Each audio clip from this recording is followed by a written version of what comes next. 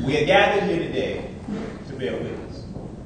To bear witness to the union of two beautiful people.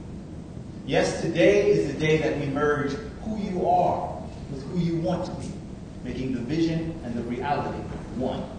An integration, born of communication, and made tangible by your commitment to yourselves. Now, I know some of you might be a little afraid, but don't let cold feet stop you from jumping the broom, from taking the first step, from beginning a journey that will transform your life.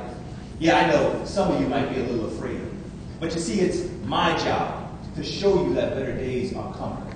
Yes, it's my job to be Harriet Tubman-like with my movements and verse. So if I have to steal away just for us to make a way, well then Star, my hand will be the first one in the cookie jar of self-advocacy.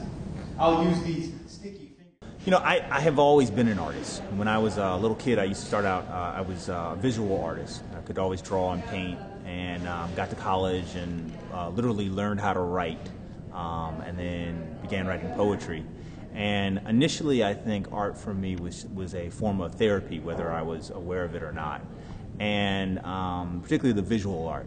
And when it came to poetry, the poetry that I was introduced to as a kid was all about social change. You know, it was about being able to use your words to not only kind of talk about what was going on in your life, but even more importantly, to kind of shed light on everybody else's life, on their reality, you know. And so it became very clear to me that poetry was this very, very powerful tool. And so when we think about even something like school climate and improving the education that all of our students receive, and the way in which educators and students communicate to each other, poetry can be this tool to kind of envision what the perfect school would look like.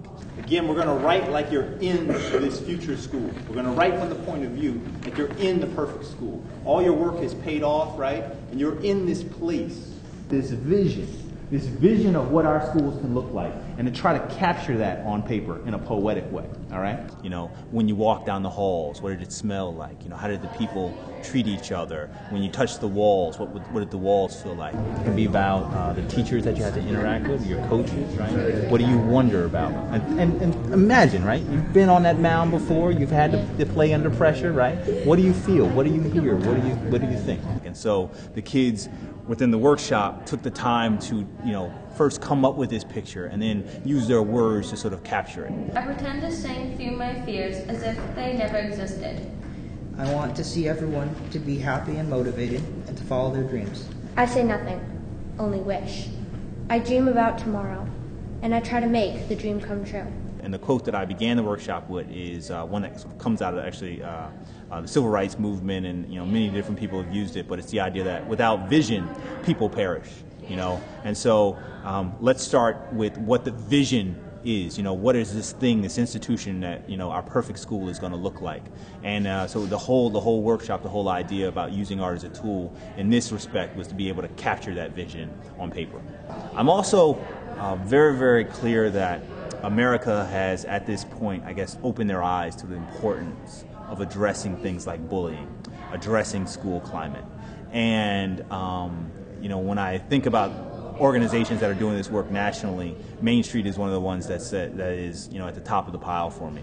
And so whatever work that I can do to kind of improve their work, learn from there, I'm here, and I'm trying to, do that all that I can. And to fight like gladiators to become master and commander of your own beautiful minds. Above all else, I dare you to dream. Get a dream, y'all.